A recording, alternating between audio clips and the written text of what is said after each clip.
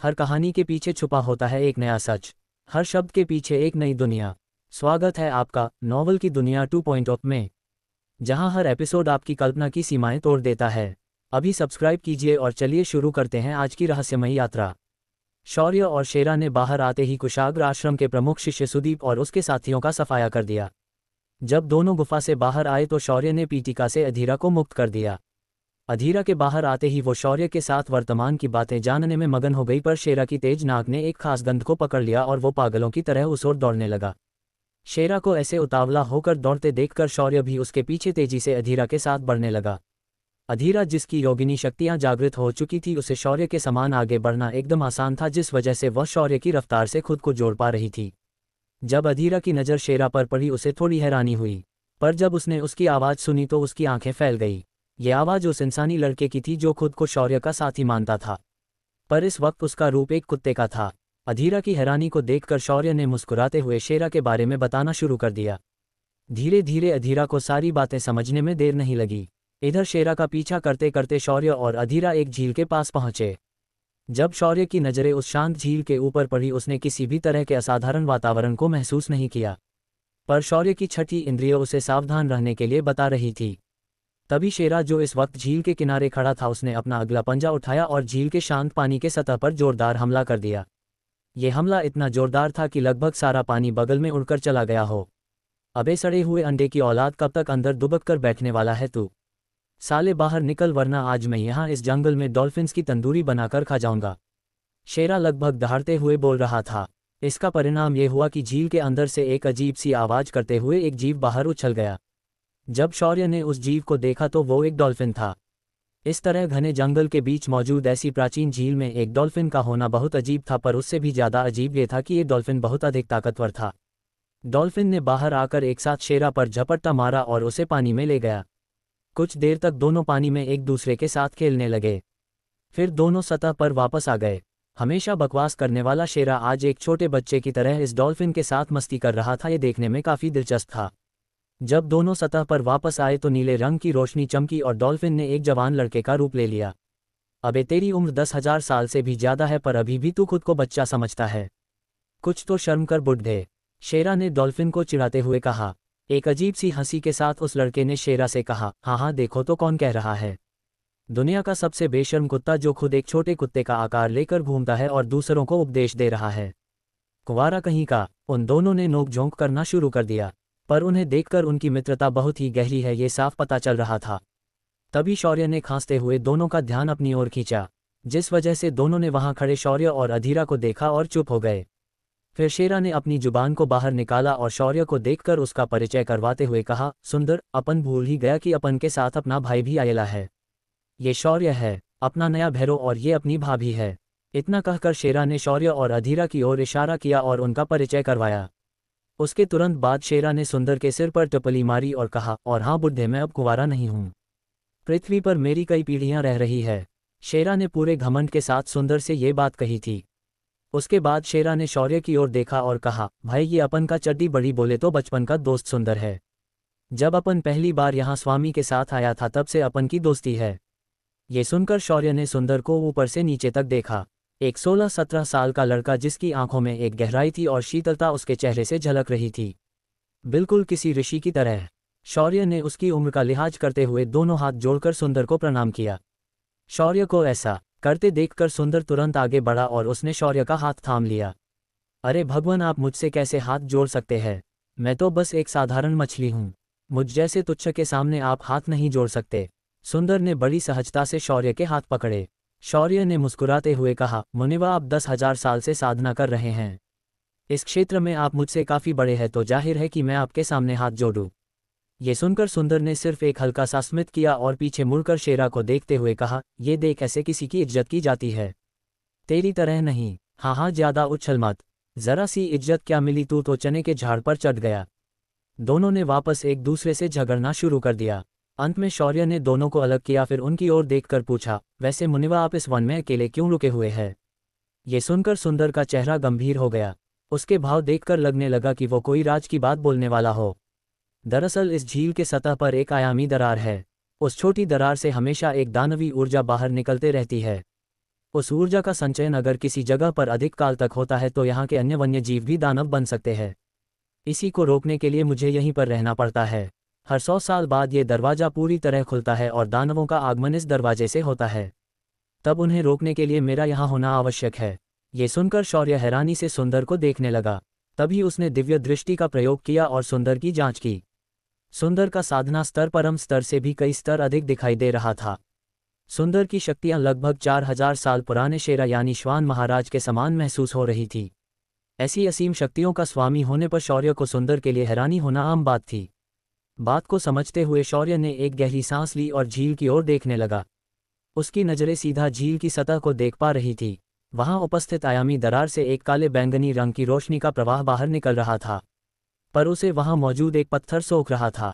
शौर्य ने फिर सुंदर से समरलोक के इस हिस्से के बारे में बात की और पवित्र गुरुकुल जाने का अपना उद्देश्य बताया, जिस पर सुंदर ने उन्हें उस ओर जाने का रास्ता समझाया और फिर अपने पास से कुछ दुर्लभ जलीय वनस्पतियों के फल उन्हें दे दिए। उपहार लेने के बाद शौर्य और उसके साथियों ने सुंदर से विदा ली और आगे बढ़ने लगे। शौर्य का ये सफ़र चलते चलते अगले 4 दिनों तक चला। उस दौरान शौर्य कई छोटे गांव और शहरों से होकर गुजरा। अधीरा भी इस दौरान खुद को वर्तमान समय के अनुसार ढाल रही थी। आज के दिन जब शौर्य और उसके साथी एक शहर की हार रहे थे तो उनका सामना कुछ दसों के व्यापारियों से हुआ।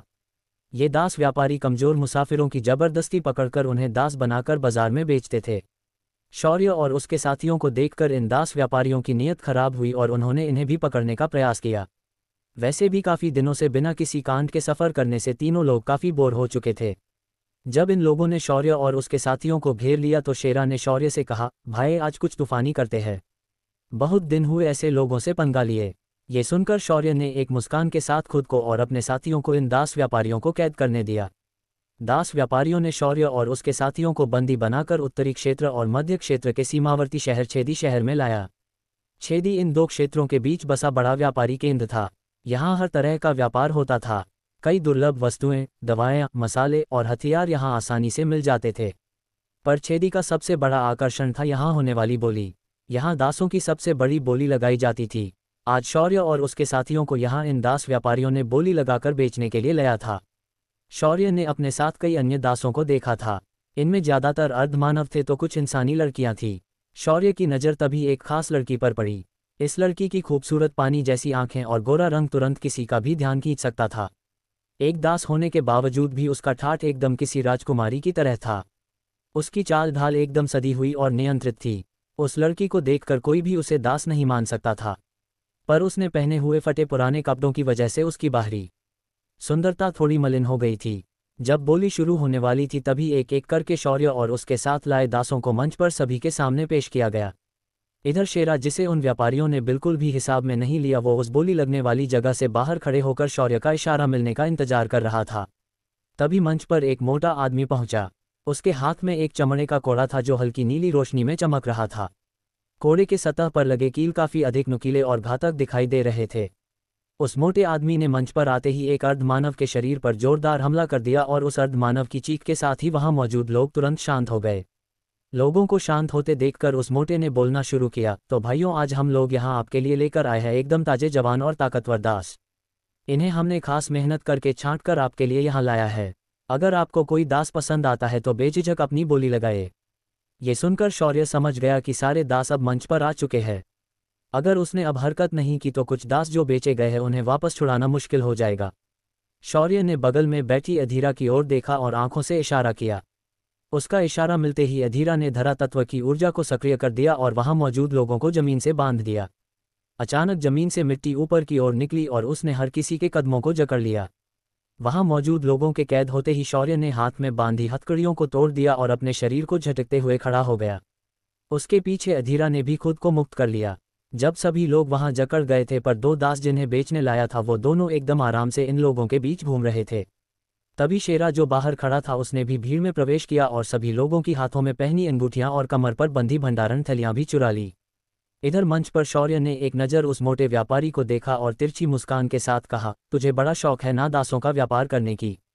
चलो आज मैं तुम्हारी वो भी ख्वाहिश पूरी कर दूंगा, पर आज के बाद तुम कभी भी व्यापार नहीं कर पाओगे। शौर्य ने अपनी चंद्रहास का आवाहन किया। चंद्रहास के प्रकट होते ही वहां मौजूद लोगों ने एक अजीब सी ठंडक महसूस की। इस ठंडक के महसूस करते ही सभी को मौत की आहट अपनी गर्दनों पर महसूस होने लगी। पर तभी शौर्य ने मोटे आदमी की आंखों में देखा और सीधा चंद्रहास को उसके सिर के बीचों बीच रख दिया। चंद्रहास की धार इतनी अधिक थी कि वो अपने आप उसके सिर में धंस गई। ऐसा लग रहा था मानो चंद्रहास किसी मक्खन को काट रही हो। उस मोटे व्यापारी को अपनी बात बताने का मौका भी नहीं मिला। उसका शरीर पलक झपकते ही एक लाश में बदल गया। शौर्य ने अब अपना ध्यान दूसरे व्यापारियों पर पड़ा। उस वक्त पैर जमने से सारे व्यापारियों की हालत खराब हो चुकी थी।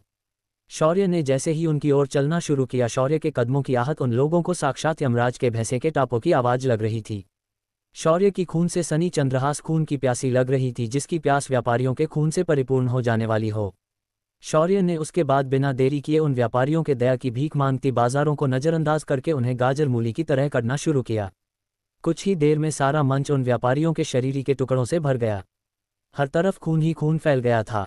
शौर्य ने उसके बाद नीचे मौजूद दास खरीदने आए लोगों की ओर देखा और कोने में रखी स्याही और कलम को उठाया और उसे अभिमंत्रित करके वहां मौजूद लोगों सामने हवा में एक ऊर्जा युक्त दास बनाने वाली एक सारणी बना डाली। सारणी के बनते ही शौर्य ने उसे वहां उपस्थित लोगों के माथे पर चढ़ा दिया। कुछ ही देर में वहां उपस्थित हर कोई शौर्य के विचारों का गुलाम बन गया। फिर शौर्य ने तेजी से बाकी बंदी लड़कियों और अर्धमानवों को मुक्त कर दिया।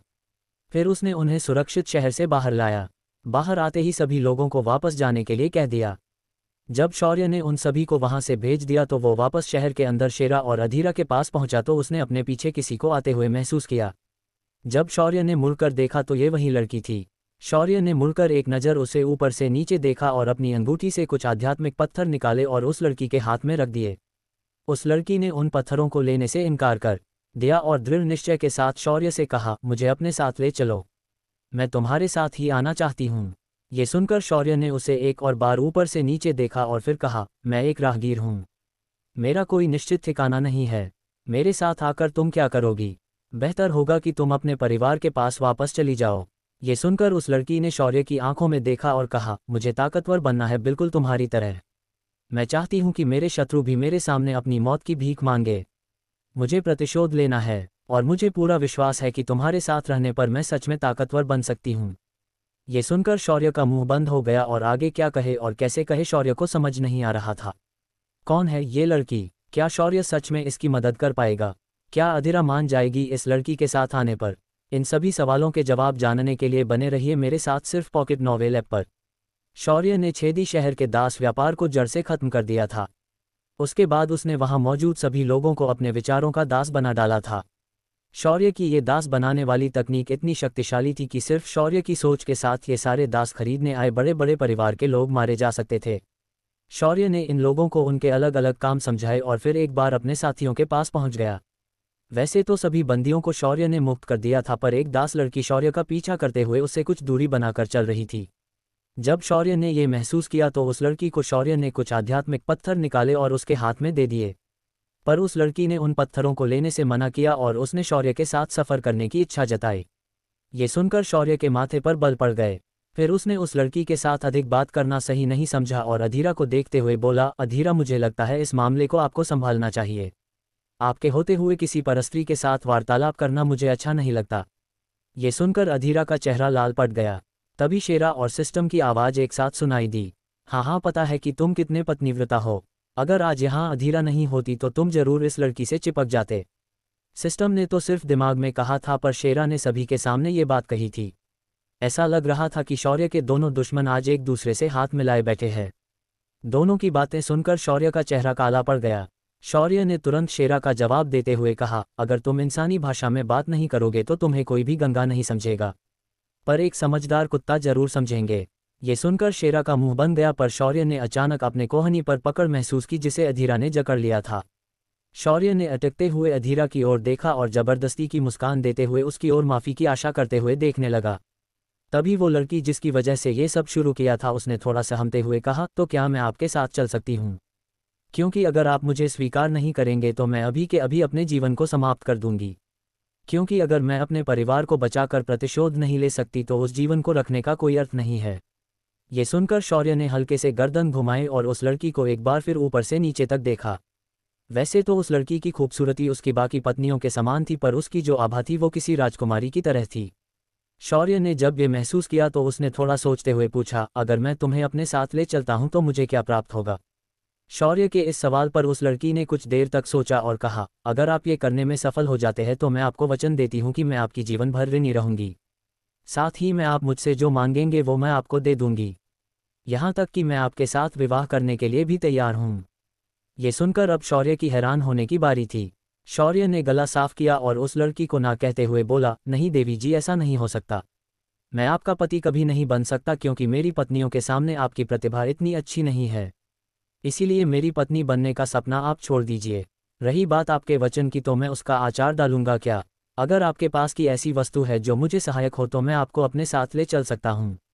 ये सुनकर अब उस लड़की की बारी थी हैरान होने की। उस लड़की को अपनी खूबसूरती पर पूरा भरोसा था और आज भी उसके हुस्न के दीवाने पूरे क्षेत्र में फैले हुए थे, पर इस आदमी ने यह कहकर उसे नकार दिया कि उसकी पत्नियों के सामने वो कुछ भी नहीं है। ये घोर अपमान था। अगर कोई और समय होता तो शौर्य के इस बर्ताव पर अब तक उस लड़की ने उसके कई टुकड़े कर दिए होते, पर आज वो ऐसा नहीं कर सकती थी। इस वक्त शौर्य की शक्तियां कई स्तर ऊपर थी और शौर्य के सामने वो बस एक महज निम्न स्तर की साधक थी। उस लड़की ने अंत में एक गहरी सांस ली और अपने बिखरे हुए विचारों को एकत्रित किया और कहा, ठीक है, तो फिर कैसा रहेगा अगर मैं आपको किसी साम्राज्य का एक अविभाज्य अंग बना दूं तो? इस पर शौर्य के कुछ कहने से पहले शेरा बोल पड़ा, भाई इसमें क्या सोचना है? बेचारी को हमारी मदद की बहुत ज़रूरत है। अगर ये सफल हुई तो सोचो हमें कितने खजाने मिल जाएंगे। शौर्य ने ये सुना तो उसने मुड़कर एक जोरदार घुसा शेरा के छोटे से सर पर मार दिया और बोला, तुम और तुम्हारा लालच कभी खत्म नहीं होगी। कभी तो सामान्य नजरिए से सोचो। तभी शौर्य वापस उस लड़की की ओर मुड़ा और बोला, देवी अगर आप अपने प्रतिशोध में सफल होती है तो हमें आप बस कुछ भंडारण अंगूठी भरकर दुर्लभ खजाने हमें दे दीजिए। शौर्य के मुंह से ऐसी बात सुनकर उस लड़की का चेहरा और भी काला पड़ गया। उसने अपने जीवन में ऐसा स्वार्थी इंसान नहीं देखा था। अंत में उसने हार मान ली और कहा, अगर आप कुछ खजाने ही चाहते हैं तो मैं आपकी वो इच्छा पूरी कर सकती हूँ। ये सुनकर शेरा तुनक कर बोला, लड़की तुमने सही निर्णय ले लिया है। अगर तुम मेरे भाई को अपना गुरु बनाना चाहती हो तो कृपया जितने ज़्यादा हो सके उतने पैसे और खजाने देने की तैयारी रखना। ये सुनकर उस लड़की के दिल में जो शौर्य की छवि थी वो गायब हो गई। उसके लिए शेरा तो पहले ही एक लालची कुत्ता था, पर उसका मालिक भी उससे अधिक लालची होगा ये उसने कभी सोचा नहीं था। इसके साथ ही शौर्य ने उस लड़की को अपने साथ आने की अनुमति दे डाली। अनुमति मिलने के बाद अधीरा ने सबसे पहले उस लड़की को अपने कुछ कपड़े दे दिए। उसके बाद तो वो दोनों तुरंत एक दूसरे से काफ़ी घुल मिल गई। शौर्य उसके बाद छेदी शहर में नहीं रुका और उसने अपना सफ़र जारी रखा।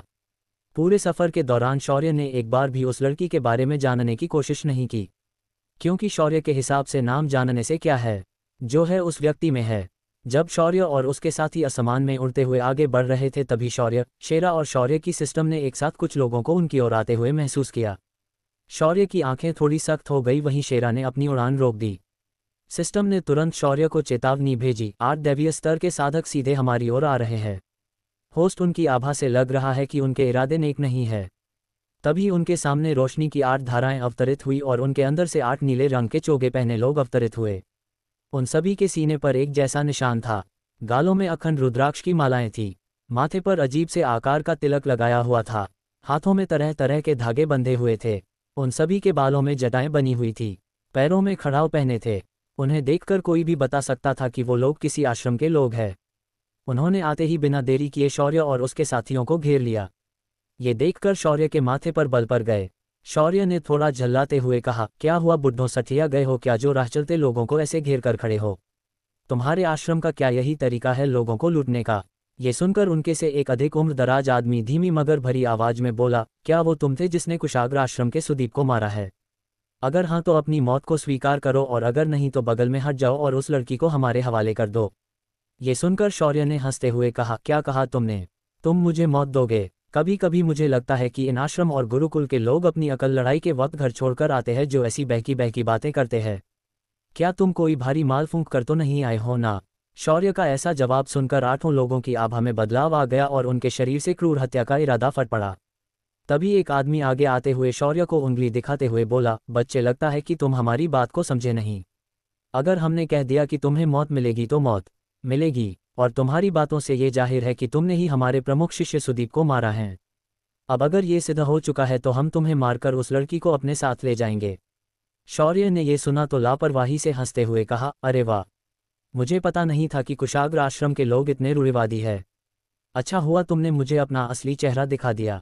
इस बार तुम लोगों को मारने में मजा आएगा। शौर्य ने इतना कहा और अपनी चंद्रहास को बाहर बुलाया। चंद्रहास दिन बे दिन अधिक से अधिक शक्तिशाली बनते जा रही थी। इसका कारण क्या था पता नहीं, पर उसके ऊपर लगे बंधन धीरे धीरे खुल रहे थे और इस वक्त जो आभा चंद्रहास छोड़ रही थी वो कोई सामान्य आभा नहीं थी। चंद्रहास की आभा मात्र से 8 लोगों की जान गले में आकर अटक गई थी। पर शौर्य ने उनके चेहरे पर से डर की ओर ध्यान भी नहीं दिया और चंद्रहास को अपने हाथ से मुक्त कर दिया। एक घातक तलवार आभा चंद्रहास के अंदर से बाहर उमड़ पड़ी। उसकी ये आभा सिर्फ खून की प्यासी लग रही थी। ऊपर से उसका इतना बड़ा आकार चंद्रहास को अधिक शक्तिशाली बनाए जा रहा था। शौर्य ने बड़े ही आराम से चंद्रहास को अपने कंधे पर रखा और उन आए हुए 8 लोगों को देखकर बोला, जहां तक मुझे मालूम है मेरे साथ आई ये लड़की बस एक सामान्य साधक हैं। पर मुझे ये पता नहीं चल रहा कि तुम इस लड़की को क्यों पकड़ना चाहते हो। ये सुनकर एक आदमी ने शौर्य को ऊपर से नीचे देखा और थोड़ी संदिग्ध आवाज में बोला, क्या तुम राजकुमारी श्रावणी को नहीं जानते? ये सुनकर शौर्य को सुदीप ने मरने से पहले कही हुई बात याद आ गई। शौर्य ने तुरंत अपने साथ इतने दिनों से चल रही उस लड़की की ओर देखा और थोड़ा सख्त होते हुए कहा, क्या वो राजकुमारी जो भविष्य विज्ञान का ज्ञान रखती है वो तुम ही हो? ये सुनकर श्रावणी ने अपना सिर झुकाया और हाँ में सिर हिलाया। ये सुनकर शौर्य की आंखें बड़ी बड़ी हो गई। उसने फिर आगे कहा, तुम्हें मुझे पहले बताना था ना। अगर मुझे पहले पता होता तो मैं तुम्हें इन लोगों के हाथ में नहीं जाने देता। ये सुनकर श्रावणी ने थोड़ा चिढ़ते हुए कहा, आज तक आपने मुझे बताने का मौका ही नहीं दिया और आपने मुझे खुद आकर पूछा भी नहीं। ये सुनकर शौर्य आगे बोलना ही भूल गया।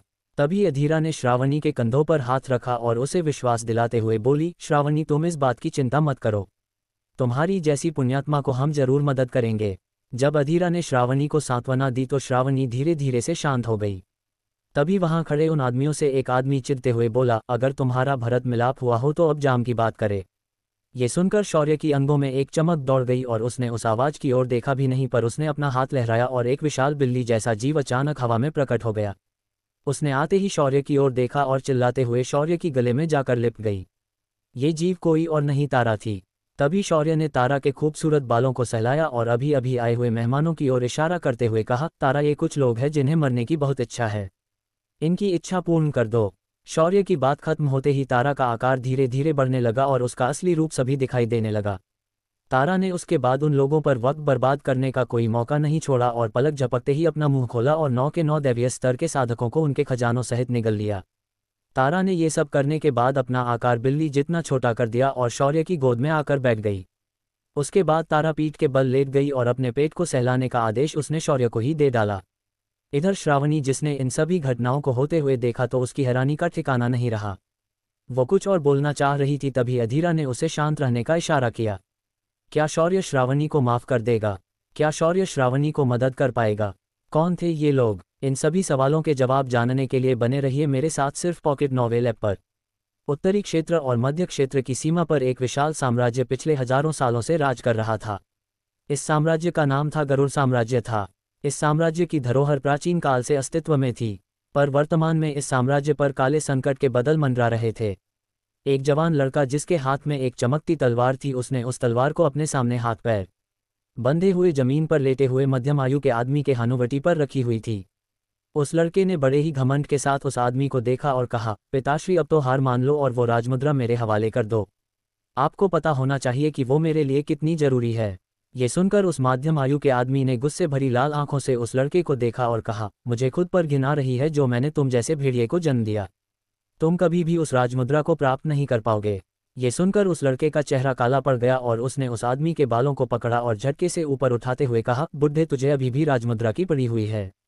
तुझे बता दूं कि मेरे आदमियों ने श्रावणी को पका है और अगर तुम उसे जीवित देखना चाहते हो तो तुरंत मुझे वो राजमुद्रा दे दो, वरना श्रावणी कल का सूरज नहीं देख पाएगी। वैसे मैंने सुना है कि कुशाग्र आश्रम के प्रमुख शिष्य को तुम्हारी बेटी बहुत पसंद आ गई हैं। उसके अधिकार में वो तुम्हारी बेटी के साथ कुछ भी कर सकता है। ये सुनकर उस माध्यम आयु के आदमी के माथे की नसें फूल गई और उसने दांत भींचते हुए कहा, तुम जैसी औलाद मेरे गले कैसे पड़ गई?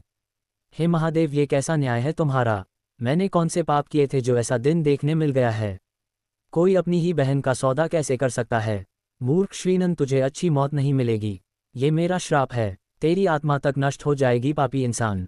अपने पिता को अपने लिए ऐसे श्राप देते हुए देखकर श्रीनंद को गुस्सा नहीं आया, बल्कि उसने हंसते हुए उसका मजाक बनाया।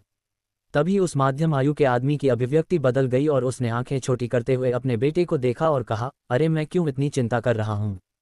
अगर तुम यहाँ आ गए हो इसका अर्थ है तुम श्रावणी को पकड़ नहीं पाए।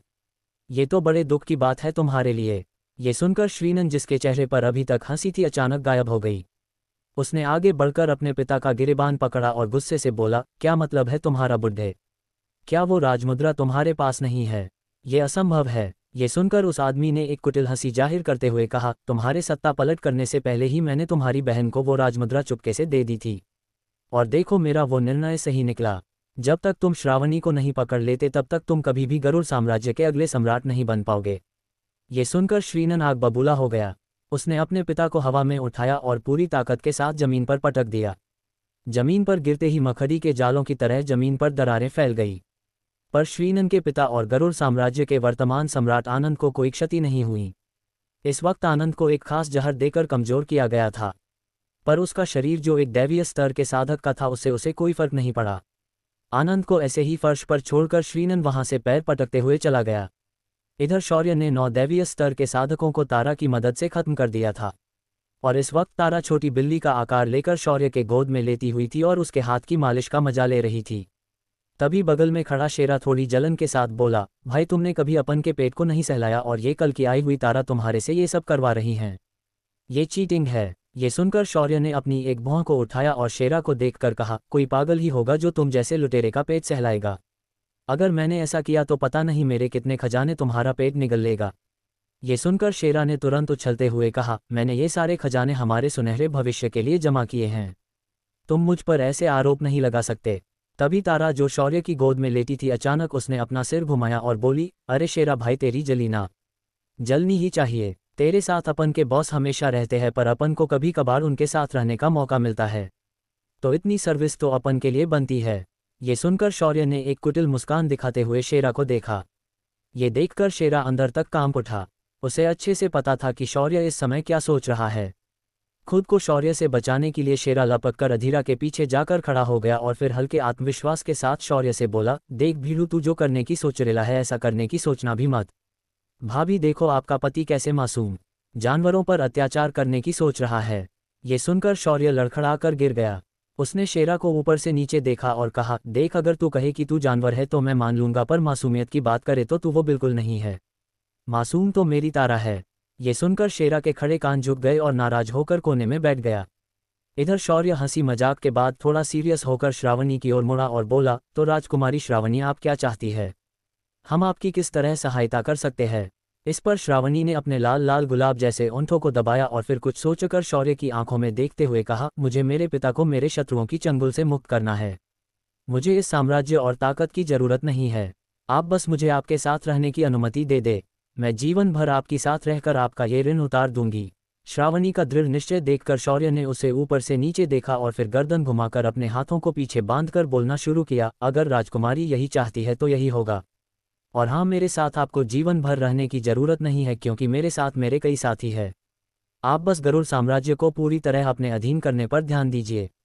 ऐसा कहने के बाद शौर्य ने आगे कुछ नहीं कहा और स्पेस में एक दरार बना डाली और सभी को उसके अंदर लेकर वहां से चला गया। श्रावणी अच्छे से जानती थी कि उसके साम्राज्य पर आते संकट से शौर्य उसे आसानी से निकाल सकता है, क्योंकि शौर्य जो चलते चलते लोगों को खत्म कर सकता था वो मामूली इंसान तो हो नहीं सकता था। ऊपर से उसने आज तारा की ताकत को भी देख लिया था। शौर्य और उसके साथी गरुड़ साम्राज्य सीमावर्ती क्षेत्र में पहुंच गए थे। सिस्टम की मदद से शौर्य ने यहां तक का सफर अपनी आयामी शक्तियों द्वारा कर लिया था, पर यहां से आगे उन्हें खुद उड़कर या चलकर जाना था क्योंकि उन्हें बाहर की तरफ से अंदर तक साम्राज्य में फैले शत्रुओं को निपटाना था। यहां पहुंचते ही शौर्य ने श्रावणी से यहां के हालात की जानकारी ली। श्रावणी के मुताबिक उसके दरबारी सरदार और कुछ मंत्रियों ने उसके भाई का साथ दिया था। इन सभी बागियों को खत्म करना ही था। ऊपर से कुशाग्र आश्रम जो कि इसी साम्राज्य में स्थित था उसे भी रास्ते में निपटना था, जो कि सबसे ताकतवर दावेदार थे। शौर्य ने फिर तारा के सिर को सहलाया और कहा, तारा लगता है तुम्हें इस कुशाग्र आश्रम के लोगों से निपटना होगा। याद रखना इस आश्रम का कोई भी सदस्य जीवित नहीं रहना चाहिए। शौर्य का आदेश मिलते ही तारा शौर्य की गोद से उछलकर नीचे उतरी और अपना आकार एक शेरनी जितना बड़ा कर लिया। उसके बाद तारा ने स्पेस में एक दरार बनाई और उछलकर उसके अंदर चली गई। तारा को ऐसे स्पेस की ताकत का उपयोग करते हुए देखकर श्रावणी और अधीरा हैरान हो गए। क्योंकि उन्होंने पहले किसी भी जानवर को इस ताकत का प्रयोग करते हुए नहीं देखा था। तारा के जाने के बाद शौर्य ने हैरान श्रावणी से नज़दीकी बागी सरदार के क्षेत्र के बारे में पूछा तो पता चला कि वहां से कुछ दूरी पर ही दाइमा क्षेत्र है। इस प्रदेश का प्रमुख उसके साम्राज्य का वित्त मंत्री था और ये एक बागी बन चुका था। शौर्य ने अब देर नहीं लगाई और सभी को लेकर आसमान में उड़ गया। पूरी रफ्तार के साथ शौर्य को वहां पहुंचने में सिर्फ कुछ मिनटों का समय लग गया। यहां आते ही शौर्य ने खुद कुछ करने से पहले अपने साथियों को इसका मौका दिया। इस बार बारी थी अधीरा की, क्योंकि अधीरा अभी तक सिर्फ चुपचाप शौर्य के काम करने के तरीके को समझ रही थी। शौर्य ने अधीरा से इस वित्त मंत्री से निपटने का काम दे दिया। अधीरा ने भी तुरंत हाँ में सिर हिलाया, पर तभी शौर्य ने उसे सलाह देते हुए कहा, अधीरा एक बात हमेशा स्मरण रखना कि अपने शत्रु पर दया दिखाना यानी खुद पर अन्याय करने जैसा होता है, इसीलिए किसी को भी जीवित रखने की गलती मत करना। अधीरा ने भी बात को समझते हुए शौर्य ने दी हुई जिम्मेदारी स्वीकार की। शौर्य इन सभी से जितनी जल्दी हो सके उतनी जल्दी निपटना चाहता था, तो उसने अगले बागी के बारे में जानकार उस और शेरा को भेज दिया। फिर खुद श्रावणी के साथ मिलकर तीसरे क्षेत्र की ओर निकल गया।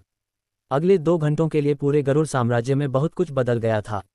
नहीं बने दरबारियों के क्षेत्र अचानक किसी अनजान शक्ति ने पलक झपकते ही अपने नियंत्रण में ले लिए थे और वहां रहने वाले बागियों के परिवार को जड़ से खत्म कर दिया गया था। जो दरबारी थे उन्हें ये खबर मिलने तक 2 घंटों से अधिक का समय लग चुका था। इधर रास्ते में सभी बागियों को खत्म करते करते शौर्य और उसके साथी समय पर गरुड़ साम्राज्य के विशाल महल के सामने पहुंच चुके थे। यहां आते ही उन्होंने एक साथ मिलकर अंदर जाना सही समझा। शौर्य ने अपनी चंद्रहास को बाहर निकाला और श्रावणी को अपने पीछे खड़ा किया। शौर्य ने महल के प्रवेश द्वार पर खड़े होकर ऊंची आवाज में कहा, श्रीनन, अगर तू एक बाप की औलाद है तो तुरंत बाहर आ और अपनी मृत्यु को स्वीकार कर। आज तेरा आखिरी दिन है।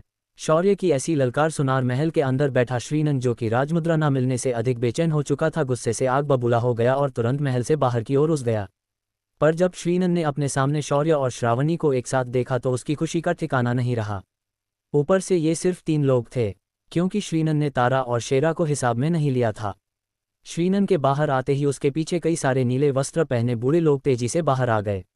ये सभी कुशाग्र आश्रम के वरिष्ठ लग रहे थे। श्रीनन को अपने सामने देखकर श्रावणी की आंखें लाल हो गई और मुट्ठियां भींच गई। पर तभी उसे अधीरा ने शांत रहने का इशारा किया और आगे की कार्यवाही शौर्य को करने देने के लिए कहा। महल के बाहर शौर्य ने कुर्सी निकाली और उस पर आराम से पैरों पर पैर डालकर शौर्य बैठ गया और फिर आसमान में खड़े श्रीनन को देखकर शौर्य ने घमंड भरी आवाज में कहा, मैंने सुना है तुमने अपने पिता को कैद किया है और कुछ आश्रम के पिल्लों के साथ मिलकर तू काफी उछल रहा है। इस पर श्रीनन ने शौर्य को ऐसे देखा मानो किसी पागल को देख रहा हो और उसने हंसते हुए कहा, बच्चे भी तुम्हारी उम्र नहीं हुई जो तुम इसके बारे में सोचो। ये राजकीय मामला है। बेहतर होगा कि तुम उस श्रावणी और उसके पास रखी राजमुद्रा मुझे दे दो। मैं तुम्हें हमारे साम्राज्य की सबसे आसान मौत दूंगा। ये सुनकर शेरा, जो चुपचाप खड़ा था, अचानक हंसने लगा। फिर उसने श्रीनन को देखते हुए कहा, भाई ये नमूना सही है। बेचारा देखो तो आपको बच्चा कह रहा है। इसके अपने दूध के दांत गिरे नहीं और हमें बच्चा कह रहा है। वैसे इसके साथ आए ये बुढ़े भी मेरी नज़रों में अभी बच्चे ही है। सालों तुम्हारी धोती फाड़कर तुम्हारे नर्म जगहों को लाल कर दूंगा। चुपचाप यहाँ आओ और मुझे दादाजी कहो, मैं तुम्हें कम पीटूंगा। एक कुत्ते द्वारा ऐसा अपमान किए जाने पर कुशाग्र आश्रम के वरिष्ठ और श्रीनन को बहुत अधिक गुस्सा आया। श्रीनन ने हाथ का इशारा किया और कई सारे काले विशाख पहने लोग उसके पीछे अवतरित हुए। उन्हें देखकर श्रावणी ने अपने दांत भींचे और गुस्से से कहा, पुंडलिक चाचा, मुझे आपसे ये उम्मीद नहीं थी कि आप भी मेरे भाई के साथ मिल जाओगे। क्या कमी थी मेरे पिता के आपके प्रति व्यवहार में? इस पर उन काले कपड़े पहने लोगों में से एक उम्रदराज आदमी बाहर निकला और उसने सिर झुकाकर श्रावणी से कहा, राजकुमारी, आपको पता होना चाहिए कि जब शेर कमजोर हो जाता है तो ये सेनापति का कर्तव्य है कि वो एक काबिल सम्राट को अपने मालिक के रूप में चुने। और मैंने श्रीनन को अपना मालिक स्वीकार किया है। ये सुनकर श्रावणी की आंखों में आंसू आने से नहीं रुके। उसके लिए पुंडलिक चाचा उसके पिता के अभिन्न से जैसे थे। उनके होते हुए उसके पिता का कोई बाल भी बाका नहीं कर सकता था, पर ये लोग भी ऐसे धोखेबाज निकलेंगे ये तो श्रावणी ने सपने में भी नहीं सोचा था। श्रावणी का दिल अंदर से टूट गया, पर तभी उसने अपने आप को संभाला और अपनी आंखें बंद करके उन्हें दोबारा खोला और गहरी मगर आधिकारिक आवाज में श्रावणी ने बोलना शुरू कर दिया। मैं श्रावणी आनंद नायक, गरुड़ साम्राज्य के महाराज आनंद नायक द्वारा स्वनियुक्त सम्राज्ञी, आज ये घोषित करती हूँ कि जो भी इस विद्रोह में शामिल था उनमें से किसी को भी क्षमा नहीं की जाएगी। तुम में से हर कोई आज नर्क जाएगा। उसके इतना कहते ही शौर्य ने चुटकी बजाई और उसके साथियों के साथ शौर्य सामने से गायब हो गया। तभी 4 से अलग अलग दिशा से श्रीनन के खेमे में घुस गए।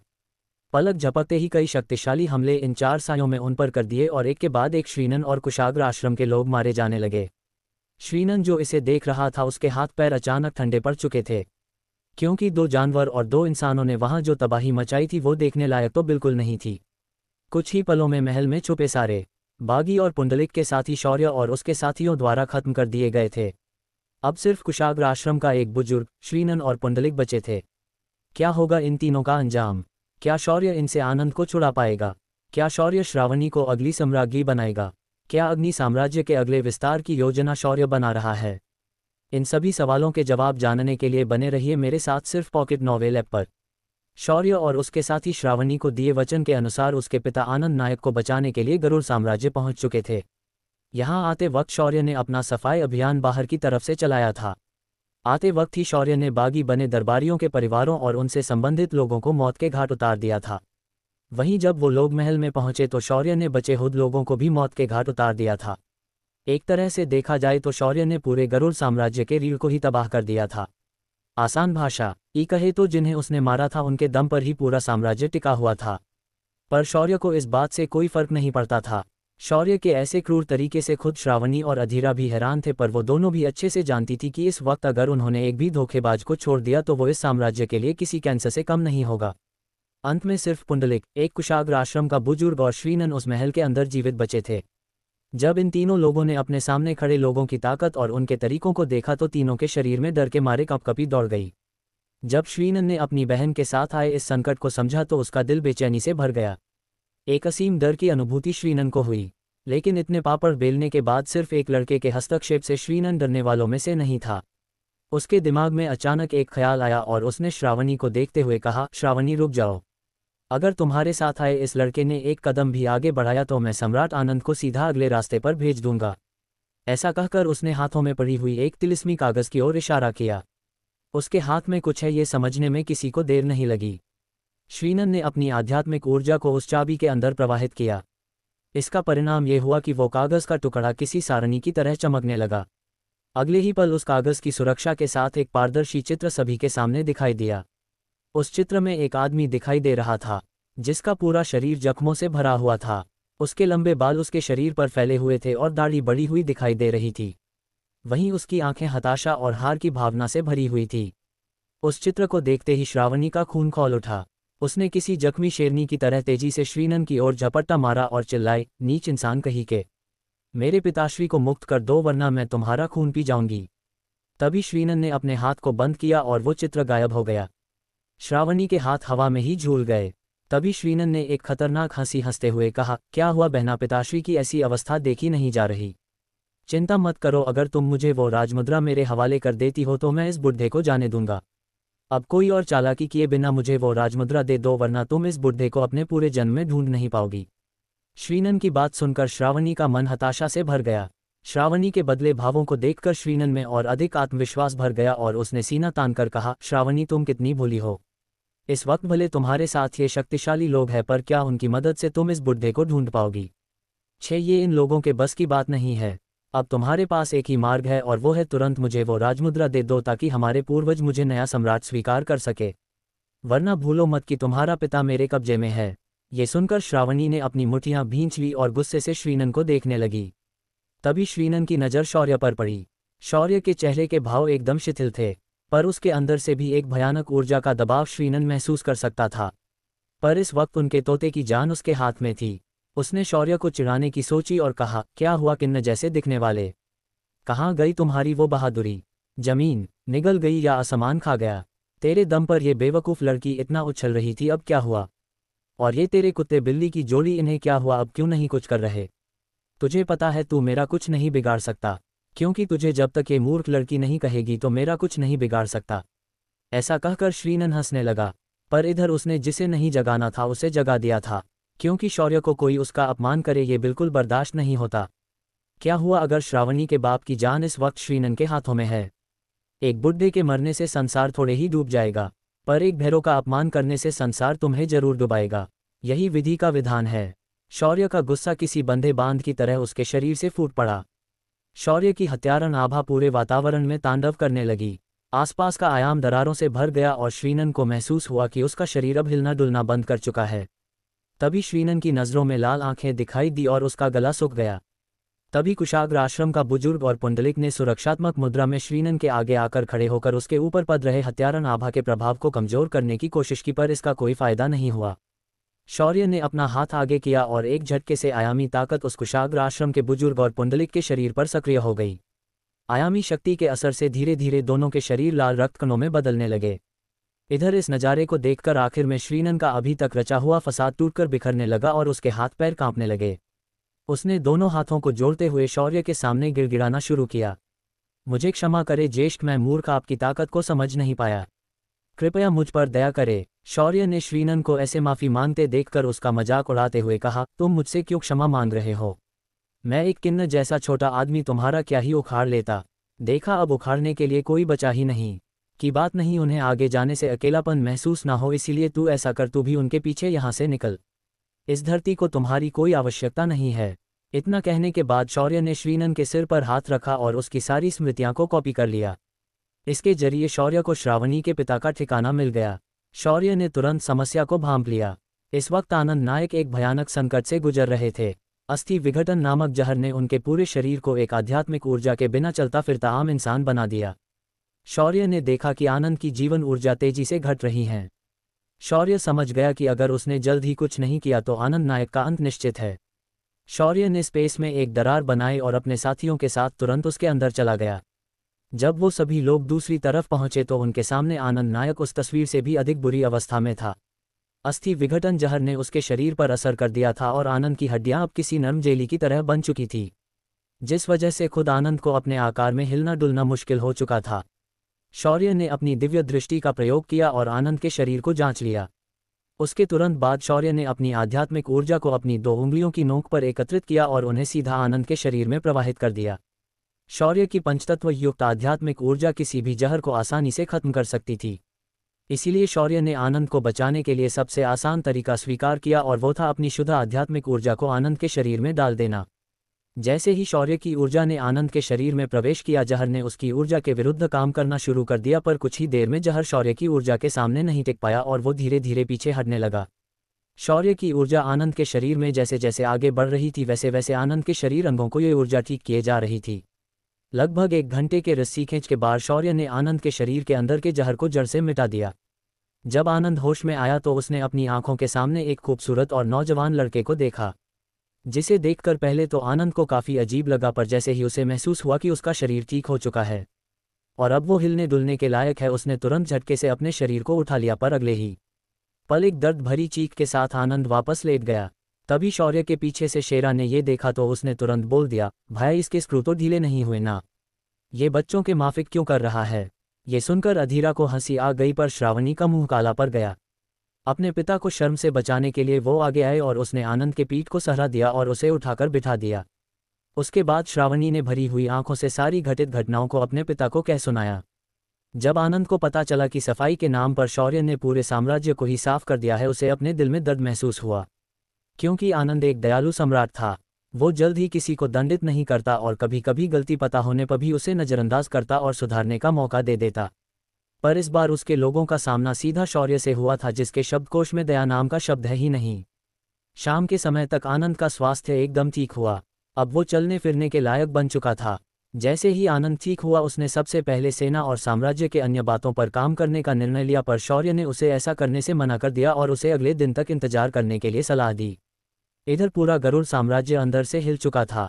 किसी अनजान शक्ति ने आकर साम्राज्य के बड़े बड़े अधिकारियों को परिवार समेत खत्म कर दिया था। साम्राज्य का सबसे प्रसिद्ध अधर्म पलक झपकते ही नक्शे से गायब हो चुका था। ऊपर से महल के अंदर भी बड़े पैमाने पर रक्तपात हो चुका था। इन सभी घटनाओं ने साम्राज्य के अंदर बड़ा भूचाल लाया था।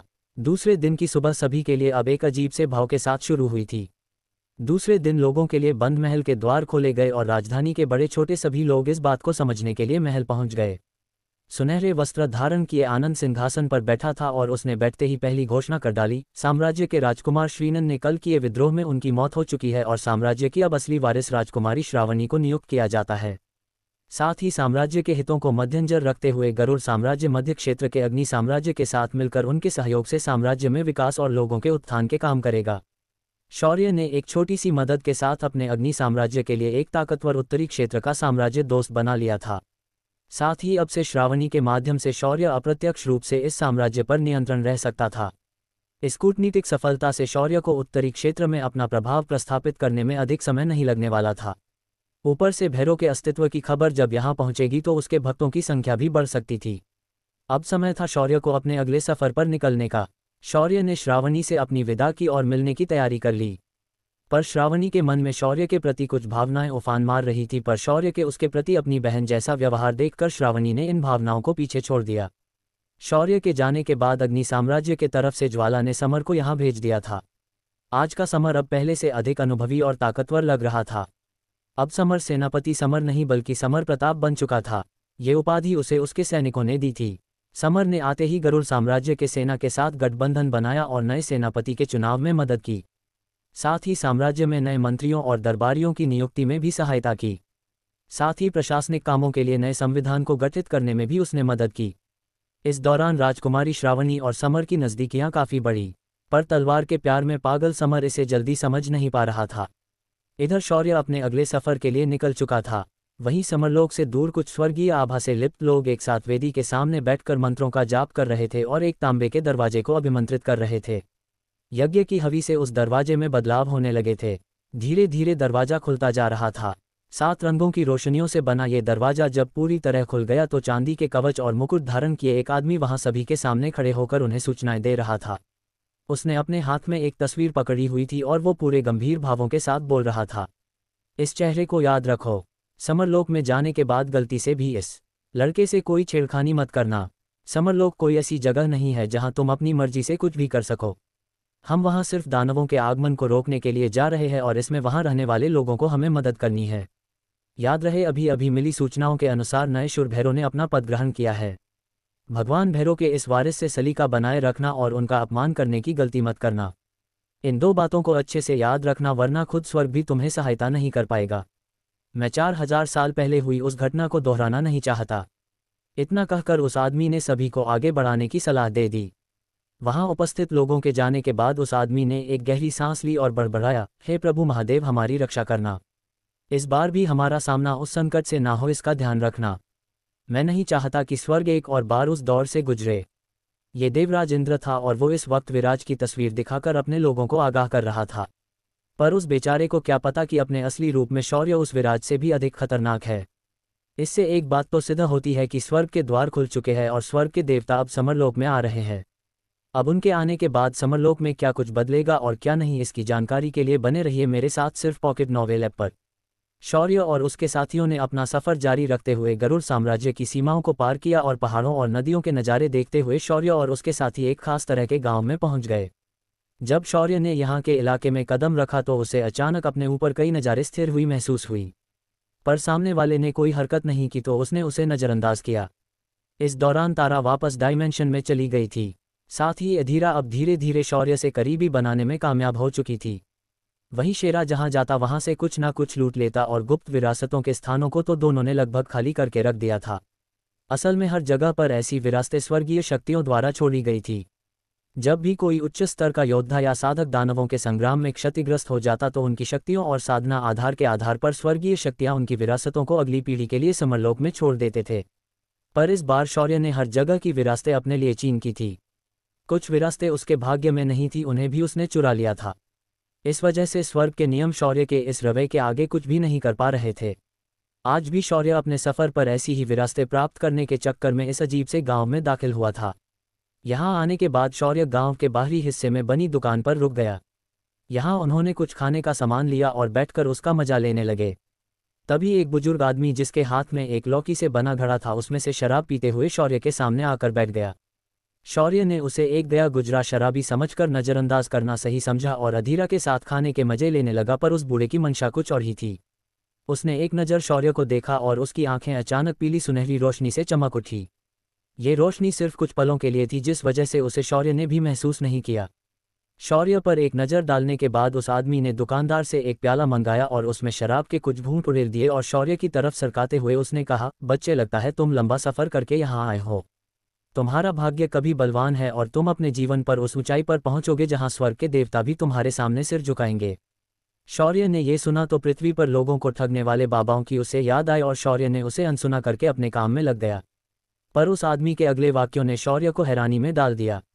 मैंने सुना है कि भगवान भैरव का अगला वारिस पवित्र विद्यालय के सफर में निकला है। उसे उस सारणी की तलाश है जो उसे वेद के चांद तक ले जाएगी। पर उसे पता नहीं कि वहां पहुंचने के लिए उसे अपने साथ स्वर्ग के प्रिय नायक को अपने साथ ले जाना पड़ेगा, क्योंकि उसे वहां जाने से रोकने के लिए स्वर्ग ने अच्छी खासी तैयारियां कर रखी है। ये सुनकर शौर्य का हाथ बीच हवा में रुक गया और उसकी नज़रें एकदम तेज हो गई। शौर्य की दिव्य दृष्टि उस आदमी को अंदर बाहर जांचने लगी। पर हैरानी की बात यह थी कि ये आदमी एकदम आम इंसान था। इसके शरीर के अंदर आध्यात्मिक ऊर्जा का जरा भी अंश नहीं था। अंत में शौर्य ने सिस्टम से इसे जांचने के लिए कहा। सिस्टम ने तुरंत उसकी जांच के नतीजे शौर्य के सामने स्क्रीन पर प्रकट किए। नाम सुयोधन पुराणिक। साधना कुछ भी नहीं। विद्या प्राचीन ज्योतिषी। शरीर भाग्य की आंखें। इस व्यक्ति के पास किसी भी व्यक्ति का भाग्य देखने की क्षमता है। ये स्वर्ग विरोधी शक्ति मानी जाती है, इसीलिए साधक होते हुए भी इस आदमी ने कभी भी साधना मार्ग को नहीं चुना। सिस्टम की जानकारी पूरी नहीं थी, पर शौर्य को उसकी जानकारी इस आदमी को पता होने का कारण जरूर मिल गया। शौर्य ने अपने हैरानी भरे चेहरे पर तिरछी मुस्कान लाते हुए सुयोधन को देखा और कहा, सही कहा अपने श्रीमान सुयोधन पुराणिक। आप जैसे महान ज्योतिषी की आंखों से क्या छुपाना। वैसे मैं ये नहीं समझा कि ये स्वर्ग के प्रिय नायक की क्या कहानी है। इस पर ज्योतिषी पुराणिक, जो खुद की जानकारी इस तरह से खुलकर शौर्य द्वारा बताने पर हैरान होकर शौर्य को देख रहा था। उसका सारा नशा झट से उतर गया। उसे समझ नहीं आ रहा था कि आगे क्या कहे।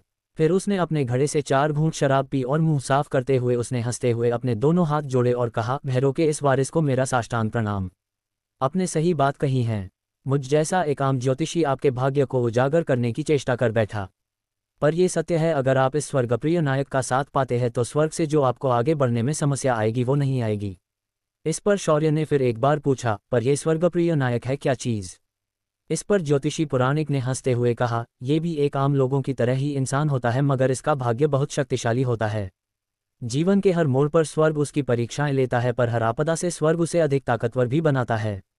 हर बार दानवों के आक्रमण से पहले ऐसे कई नायक इस लोक में अवतरित होते हैं और किसी न किसी प्राचीन योद्धा की विरासत प्राप्त करके वो लोग अपना मार्ग तैयार करते हैं। ऐसे योद्धा अगर तुम्हारे साथ हो तो स्वर्ग तुम्हारे मार्ग में समस्या नहीं ला पाएगा।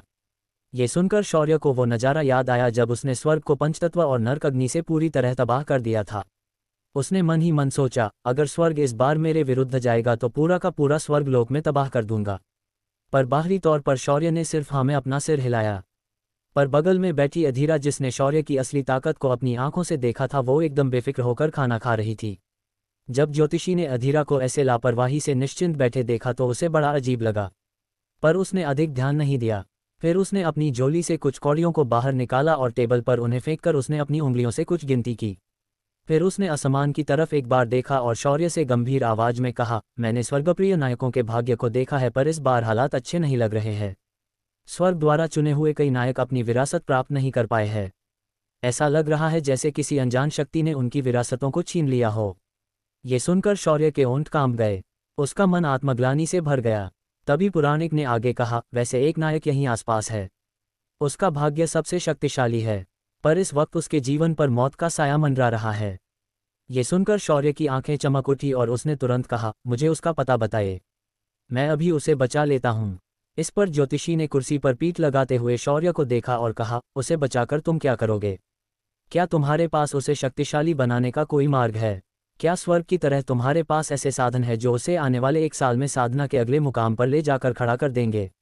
एक बात बता दूं, इस वक्त उस बच्चे की शारीरिक स्थिति साधना करने के लायक नहीं बची। उसका चेतना सागर खत्म कर दिया गया है। ऊपर से स्वर्ग द्वारा दी गई विशेष शारीरिक रचना, जिसे हम स्वर्गीय तलवार शरीर कहते हैं, उसे उसके सौतेले भाई द्वारा छीन लिया गया है। क्या तुम उसे वो वापस दे सकते हो? ज्योतिषी द्वारा बोली गई बात सुनकर शौर्य एक पल के लिए सन्न रह गया। एक झलक में इस ज्योतिषी ने उस नायक की सारी कुंडली शौर्य के सामने निकाल कर रख दी, जिसे वो खुद भी नहीं समझ सकता था। तभी सिस्टम की आवाज़ शौर्य के कानों में गूंजी, होस्ट, आपको चिंता करने की जरूरत नहीं है, आपके पास अपना डायमेंशन है। रही बात उसके दिव्य तलवार शरीर की, तो मैं किस लिए हूँ? मैं उसे ठीक करने में मदद कर दूंगी। वैसे आपके पास भगवान धन्वंतरी की विरासत है।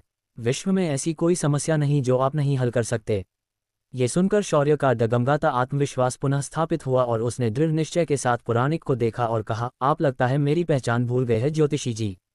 मेरे लिए उसे अपने स्थान पर सिद्ध करना मुश्किल नहीं है।